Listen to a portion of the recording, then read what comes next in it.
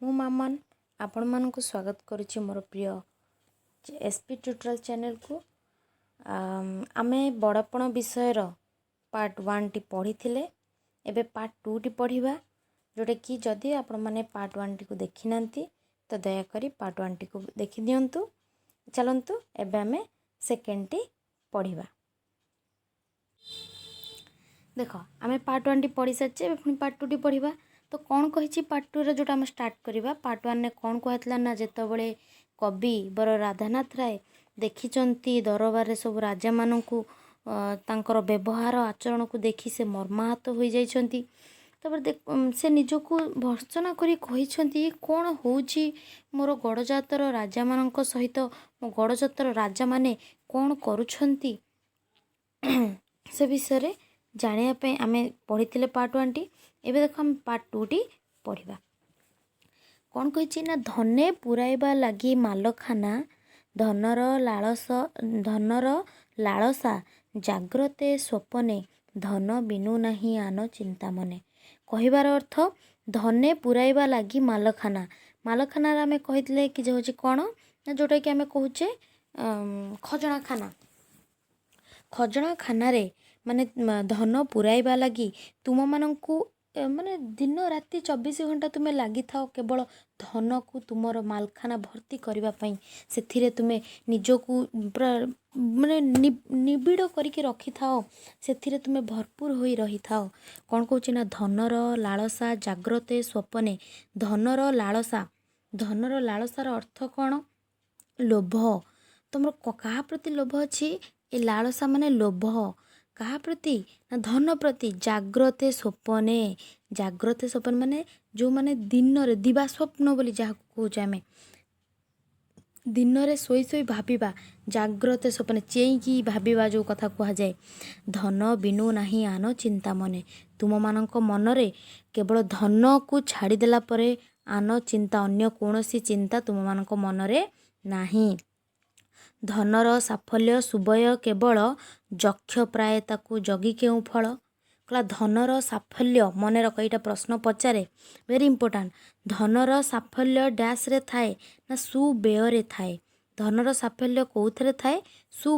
ସୁବ୍ୟୟ ମାନେ ଭଲ, ଯେଉଁଟାକି କୁହାଯାଏ ଉତ୍ତମ ବ୍ୟୟ, ଉତ୍ତମ ଖର୍ଚ୍ଚ। ବ୍ୟୟ ମାନେ ଖର୍ଚ୍ଚଟି, ଉତ୍ତମ ଖର୍ଚ୍ଚ ତୁମ ପ୍ରଜାମାନଙ୍କ ପ୍ରତି ଖର୍ଚ୍ଚ କର। କ'ଣ କହୁଛି? ସାଫଲ୍ୟ ମାନେ ସଫଳ। ସାଫଲ୍ୟ ମାନେ ସଫଳ।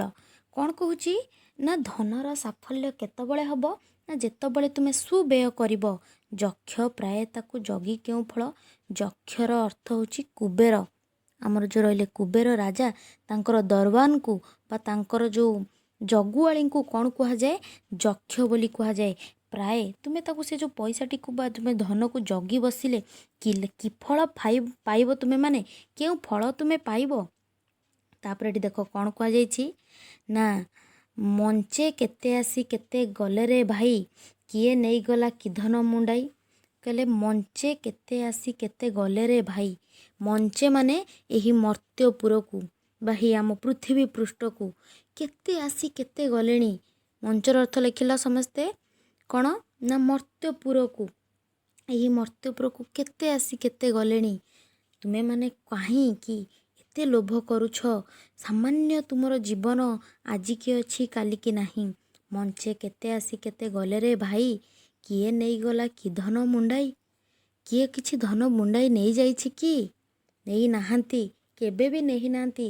କାହିଁକିନା କଥାରେ ଅଛି, ଆମେ ଯେତେବେଳେ ଯାଇଥାଉ କେତେ ମାନେ ଜାଗା ନେଇକି ଯାଇଥାଉ, ଜାଗା ପାଇଁ ଧନ ପାଇଁ ଝଗଡ଼ା ହୋଇଥାଏ, ମାଡ଼ପିଟ ହୋଇଥାଏ।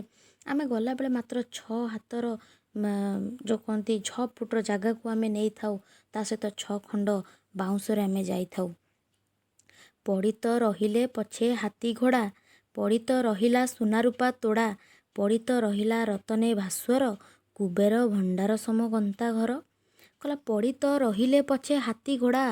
ତୁମେ ଯେଉଁ ଚାଲିଯିବ, ସେ ହାତୀ ଘୋଡ଼ାକୁ କ'ଣ ନେଇକି ଯିବ କି? ସେ ବି ସେମିତି ପଡ଼ି ରହିଲା। ପଡ଼ିତ ରହିଲା ସୁନା ରୂପା ତୋଡ଼ା। ତୁମର ଯେଉଁ ସୁନା ରୂପା, ତୁମେ ଧନ, ମୋ ସୁନା, ମୋ ମୁକୁଟ, ମୋ ସିଂହାସନ ଯେଉଁ କହୁଛ, ମୋର କହୁଛ ସବୁବେଳେ, ତ ସେଇଟା ତ ସେଇ ପୃଥିବୀ ପୃଷ୍ଠରେ ହିଁ ପଡ଼ି ରହିଲା। ରତନେ ଭାସ୍ୱର। ଏଠି କ'ଣ ନା ସବୁ କିଛି ତୁମର ଏଇଠି ଭାସମାନ ଅବସ୍ଥାରେ ପଡ଼ି ରହିଛି। କୁବେର ଭଣ୍ଡାର ସମ ଗନ୍ତା ଘର। କୁବେର ଭଣ୍ଡାର ତୁମେମାନେ ବହୁତ ଭଲ ଭାବରେ ଜାଣିଥିବ। କୁବେର ଭଣ୍ଡାର ଯେଉଁଠିକି ଅନାନ୍ତ ମାନେ ଯାହାକୁ କୁହାଯାଏ ଶେଷ ନାହିଁ, ଧନର ଶେଷ ନାହିଁ ସେଠି। ସମ ଗନ୍ତା ଘର, ତୁମର ସେଇ ଗନ୍ତା ଘର କ'ଣ ହେଇଥିଲା ନା ସେଇଠି ପଡ଼ି ରହିଥିଲା। ତାପରେ କ'ଣ କହିଛନ୍ତି ଏଠି ଦେଖ, କିଏ କହୁଛନ୍ତି ଏ କଥାଟିକୁ ନା କବିବର ରାଧାନାଥ ରାୟ କହୁଛନ୍ତି ଏଇ କଥାଟିକୁ। ଯେଉଁ କହୁଛନ୍ତି ତାପରେ କ'ଣ କୁହାଯାଇଛି ଦେଖ ନା ଜିଣିବାକୁ ଆଉ ନାହିଁ ଧରାଖଣ୍ଡ ବୋଲି କଲେ ଯେହୁଁ ଅଶ୍ରୁ ସକ୍ତ ଗଣ୍ଡ। ଜିଣିବାକୁ ଆଉ ନାହିଁ ଧରାଖଣ୍ଡ ବୋଲି କଲେ ଯେହୁଁ ଅଶ୍ରୁ ସିକ୍ତ ଗଣ୍ଡ। ଜିଣିବାକୁ ମାନେ ଜିତିବାକୁ, ଆଉ ନାହିଁ ଧରାଖଣ୍ଡ ଭୂପୃଷ୍ଠ ଆଉ ନାହିଁ ବୋଲି କଲେ ଯେଉଁ ଅଶ୍ରୁ ଶକ୍ତି ଗଣ୍ଡ। ଅଶ୍ରୁ ଶକ୍ତି ଗଣ୍ଡ ମାନେ କହିବାକୁ ଗଲେ ଯେତେବେଳେ ତୁମେ କାନ୍ଦ, ଲୁହଟା କାହା ଦେଇକି ବୋଇ ଆସିଥାଏ ନିଜର ଗାଲ। ଅଶ୍ରୁଶକ୍ତ ଗଣ୍ଡର ଅର୍ଥ ନିଜର ଗାଲ ଦେଇକି ଲୁହ ଯେତେବେଳେ ବୋହିଥାଏ ତାକୁ ଆମେ କହିଥାଉ ଅଶ୍ରୁଶକ୍ତି ଗଣ୍ଡ। ମଲା ବେଳେ ବିଶ୍ୱ ବିଜୟୀ ସ୍କନ୍ଦର କି କହିଥିଲେ ତାହା ଚିତେ ଥରେ ଧର। ମଲା ବେଳେ କିଏ ନା ବିଶ୍ୱ ବିଜୟୀ ସ୍କନ୍ଦର କ'ଣ କହିଥିଲେ ନା କହିଥିଲେ କି ଯେ ଜିଣିବାକୁ ଆଉ ନାହିଁ ଧରାଖଣ୍ଡ ବୋଲି କଲେ ଯେଉଁ ଅଶ୍ରୁଶକ୍ତି ଗଣ୍ଡ। ମାନେ ମଲା ସମୟରେ ସେମାନେ ନିଜକୁ କହିଛନ୍ତି ମୋ ପାଖରେ ଆଉ କିଛି ନାହିଁ, ମୁଁ କ'ଣ ଆଉ ଜିତିବି, ମୁଁ ତ ସବୁ ଜିତି ଦେଇଛି, ସବୁ ଅଧିକାର କରିଦେଇଛି। ଜିଣିବାକୁ ମାନେ ଜିତିବା ବା ଅଧିକାର କରିବା, ମୁଁ ସବୁ ଅଧିକାର କରିଦେଇଛି। କାନ୍ଦି କାନ୍ଦି କିଏ କହୁଛନ୍ତି?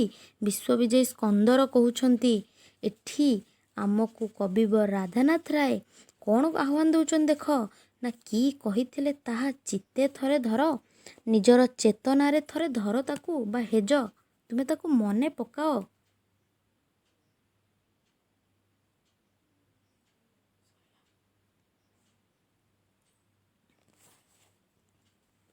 ତାପରେ କ'ଣ କହିଛି ଦେଖ, ବୋଇଲେ ଏ ପ୍ରାଣ ଗଲା ପିଣ୍ଡ ଛାଡ଼ି। କ'ଣ କହୁଛନ୍ତି ନା ବୋଇଲେ ଏ ପ୍ରାଣ ଗଲା ପିଣ୍ଡ ଛାଡ଼ି ନେବେ ଯେବେ ମୋତେ କୁକେଇରେ କାଢ଼ି ଦେଇଥିବ ତହିଁ ମୋସବ ଶୁଆଇ ବେନି ପାଶେ ବେନି କରକୁ ଝୁଲାଇ। ଏଠି କ'ଣ କୁହାଯାଉଛି ଦେଖ ନା ଯେବେ ମୋତେ କ'ଣ ନା କୋକେଇରେ କାଢ଼ିକି ନେବେ। ଯେତେବେଳେ କୋକେଇ ମାନେ ତୁମେ ଜାଣିଥିବ ଆମର ଓଡ଼ିଆରେ ତ ସମସ୍ତେ ଆମେ ଜାଣିଥାଉ କୋକେଇ ବନ୍ଧାଯାଏ। ଯେତେବେଳେ ଗୋଟେ ମଲା ଶରୀରକୁ ନେବାକୁ ହୁଏ କୋକେଇ ବନ୍ଧାଯାଏ। ତ ଏଠି କ'ଣ କହୁଛ ନା ଦେଇଥିବେ ତହିଁ ମୋସବ ଶୁଆଇ। ଯେତେବେଳେ ସେଇଠାରେ ମୋର ଶବକୁ ଶୁଆଇ ଦେଇଥିବେ ସେତେବେଳେ ତୁମେମାନେ କ'ଣ କରିବ ନା ବେନି ପାଶେ ବେନି କରକୁ ଝୁଲାଇ। ବେନି ମାନେ ପାଖାପାଖି କରି, କରକୁ ମାନେ ହାତ, କର ମାନେ ହାତ, ହାତକୁ ମୋର ଝୁଲାଇ ଦେଇଥିବ। ଯା ଦେଖି ଜାଣିବେ ଜଗତେ ସମସ୍ତେ ଆସିଥିଲି ଫେରି ଗଲି ଶୂନ୍ୟ ହସ୍ତେ। ଜଗତର ସମସ୍ତ ଲୋକ କ'ଣ ଜାଣିବେ ନା ଦେଖିକି କ'ଣ ଜାଣିବେ କି ଯେ ଆସିଥିଲି ଫେରି ଗଲି ଶୂନ୍ୟ ହସ୍ତରେ। କେଉଁ ହସ୍ତରେ ମୁଁ ଫେରି ଯାଉଛି? ଶୂନ୍ୟ ହସ୍ତରେ, ଖାଲି ହାତରେ ଆସିଥିଲି ଆଉ ଗଲାବେଳେ ମଧ୍ୟ ମୁଁ ଖାଲି ହାତରେ ହିଁ ଯାଉଛି। ଏହି ମହାକାବ୍ୟ କ'ଣ କହୁଛନ୍ତି ନା ଏହି ମହାବାକ୍ୟ ମନେ ମନେ ହେଜି ସତ୍ୱ ଗୁଣ ଭଜ ଲୋଭ ମଦ ତେଜି। ଏହି ମହାବାକ୍ୟ ସ୍କନ୍ଦର ଯେଉଁ କହିଯାଇଛନ୍ତି ଯେଉଁ କଥା, ସେ ଏତେ ବଡ଼ ଲୋକ ହୋଇ ଏତେ ଧନୀ, ତାଙ୍କ ପାଖରେ ଅସାର ଧନ ସମ୍ପତ୍ତି ଥାଇ ମଧ୍ୟ ସେ କ'ଣ କରିଛନ୍ତି ହେଜି ମାନେ ତୁମେମାନେ ଚେତନା, ତୁମ ଚେତନାକୁ ଯାଅ, ମନେ ରଖ। କ'ଣ ମନେ ରଖିବା ପାଇଁ କହୁଛନ୍ତି? ସତ୍ୱ ଗୁଣ ଭଜ, ଭଲ ଗୁଣ, ସତ୍ୱ ଗୁଣ ମାନେ ଭଲ ଗୁଣ, ଭଜ ମାନେ ଜପ କର, ଲୋଭ ମଦ ତେଜି, ଲୋଭ ଆଉ ଖରାପ ମନ୍ଦ, ତେଜି, ତେଜି ମାନେ ତ୍ୟାଗ କରି, ଅକାରଣେ କିମ୍ବା ତଣ୍ଡି ଅରକ୍ଷିତ ଅଳ୍ପ ଦିନ ପାଇଁ ସଞ୍ଚୁଅଛୁ ବିତ। କ'ଣ କହୁଛନ୍ତି ନା ଅକାରଣରେ, ବିନା କାରଣରେ କିମ୍ବା ତଣ୍ଡି ମାନେ ତୁମେମାନେ ବହୁତ ଜାଣିଛ ଯାହାକି ତଣ୍ଡିର ଅର୍ଥ ହେଉଛି ଦୁଃଖୀ, ରଙ୍କି ଯାହାକୁ ଆମେ କହିଥାଉ। ଅରକ୍ଷିତ ମାନେ ଯାହାର କେହି ନଥାନ୍ତି। ଅଳ୍ପ ଦିନ ପାଇଁ ସଞ୍ଚୁଅଛୁ ବିତ। କାହିଁକି ଏଇ ଯେଉଁ ଅଳ୍ପ ସମୟ ପାଇଁ କାହିଁକି ବିତ ମାନେ ଧନ ସମ୍ପତ୍ତି କାହିଁକି ସଞ୍ଚୁଅଛୁ? ବୋଲାଏ ଜଗତେ ସିନା ଲକ୍ଷ୍ୟ ପୋଷି ଫଳେ ତୁମ୍ଭେ ଜଣେ ଲକ୍ଷ୍ୟ ଶୋଷି। କ'ଣ କୁହାଯାଇଛି ଦେଖ ଏଠି କବି କ'ଣ କହିଛନ୍ତି ନା ବୋଲାଏ ଜଗତେ ସିନା ଲକ୍ଷ୍ୟ ପୋଷି। ଜଗତ ତୁମ୍ଭମାନଙ୍କୁ କ'ଣ କହୁଛି ନା ନା ତୁମେ ମାନେ ସମସ୍ତେ ହେଉଛ ଲକ୍ଷ୍ୟ ପୋଷି ବୋଲି କହୁଛନ୍ତି। କାହାକୁ କହୁଛନ୍ତି? ରାଜାମାନଙ୍କୁ କହୁଛନ୍ତି। ଗଡ଼ଜାତର ରାଜା ଜମିଦାରମାନଙ୍କୁ କହୁଛନ୍ତି କି ଯେ ତୁମେମାନେ ସମସ୍ତେ ଲକ୍ଷ୍ୟ ପୋଷି, କିନ୍ତୁ ପ୍ରକୃତରେ ତୁମେମାନେ କ'ଣ ନା ଲକ୍ଷ୍ୟ ଶୋଷୀ। ତୁମେମାନେ ପ୍ରକୃତରେ କ'ଣ? ଲକ୍ଷ୍ୟ ଶୋଷୀ ତୁମେମାନେ। ଦେଖ ତାପରେ କ'ଣ କୁହାଯାଇଛି ନା ଫଳେ ତୁମ୍ଭେ ଜଣେ ଜଣେ ଲକ୍ଷ୍ୟ ଶୋଷୀ ବୋଲି ଏଠି କବିବର ତାଙ୍କୁ ଭର୍ତ୍ସନା କରି କହିଛନ୍ତି। ଆଉ ପୁଣି କ'ଣ କହିଛନ୍ତି ଦେଖ ଏଠି ନା କହିଛନ୍ତି ଗଣିକା ଓକିଲ ଛାମୁଆ ପୋଷଣ ଲାଗି କର କିମ୍ବା ପ୍ରଜାଙ୍କୁ ଶୋଷଣ। କେବଳ ତୁମେମାନେ, କେବଳ ରାଜାମାନେ କରୁନାହାନ୍ତି ଶୋଷଣ। କିଏ କିଏ କରୁଛନ୍ତି? ଗଣିକା। ଗଣିକାର ଅର୍ଥ କ'ଣ ନା ଯେଉଁମାନେ କୁହନ୍ତି କି ଯେ ଆମର ଜିନିଷପତ୍ର ସବୁ ହିସାବ ରଖନ୍ତି ଗଣିକା। ଓକିଲ, ଯେଉଁ ଓକିଲମାନେ ରହିଲେ, ସରି ଏଠି ଗଣିକା ମାନେ ସରି ଭୁଲ କହିଲି ରେ। ଗଣିକା ମାନେ ହେଉଛି ବେଶ୍ୟା, ଯେଉଁମାନେ ନିଜ ଦେହ ବେପାର କରନ୍ତି। ଗଣିକା ମାନେ ହେଉଛି ବେଶ୍ୟା। ଓକିଲ, ଓକିଲ ମାନେ ହେଉଛି କ'ଣ ନା ଯେଉଁମାନେ ହେଉଛନ୍ତି ଜାଣିଥିବ କେସ୍ ବାଡ଼ି କଚେରୀ ସବୁ ଲଢ଼ନ୍ତି। ଛାମୁଆ ପୋଷଣ ଲାଗି କର କିମ୍ବା ପ୍ରଜାଙ୍କୁ ଶୋଷଣ। କାହିଁକି ତୁମେ ସମସ୍ତେ ଲାଗିକି କ'ଣ ଶୋଷଣ କରୁଛ? ଏ ପ୍ରଜାମାନଙ୍କୁ ଶୋଷଣ କରୁଛ। ପ୍ରଜା ରକ୍ତ ସ୍ୱେଦ ଲୋତକେ ଅର୍ଜିତ ଅଭିଶପ୍ତ ରାଶି ରାଶି ପାପଭିତ। ପ୍ରଜା ଶକ୍ତ ସ୍ୱେଦ ଲୋତକେ ଅର୍ଜିତ। ଏଇ ଯେଉଁ ପ୍ରଜା ରହିଲେ ରକ୍ତରେ, ସ୍ୱେଦ ମାନେ ଝାଳ, ଲୋତକେ ଲୁହରେ ଅର୍ଜିତ ଧନ ସେମାନେ ଅର୍ଜନ କରିଛନ୍ତି। ଅଭିଶପ୍ତ ରାଶି ରାଶି ପାପଭିତ। ତୁମ୍ଭେମାନେ କାହିଁକି ଏ ଯେଉଁ ଅଭିଶାପ ପାଇକି ଯେଉଁ ପଇସା ଆଣୁଛ ବା ଯେଉଁଟାକୁ ଧନକୁ ଆଣୁଛ, କାହିଁକି ତୁମେ ସେ ପାପ ଧନକୁ, ପାପ ବିତ ଧନ, ସେ ପାପର ଧନକୁ କାହିଁକି ତୁମେମାନେ ଏତେ ଟାକି କରି ରହିଛ? କାହିଁକି ରହିଛ?